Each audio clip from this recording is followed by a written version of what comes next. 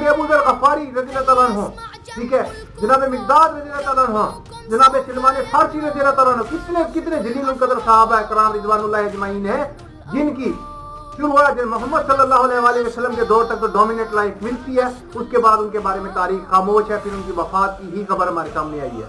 کیوں؟ یہ ملوکیت کا تحفہ ہے، یہ ملوکیت کا تحفہ ہے کہ اتنے برگزیدہ، اتنے جلیل القدر صحابہ کرام رضوان اللہ اجمعین، ان کا قصور صرف یہ تھا کہ یہ جناب مولا علی کرم اللہ وجہ الکریم کے ساتھی تھے، یہ جناب مولا کرم اللہ وجہ الکریم کے ساتھی تھے مولا علی کے.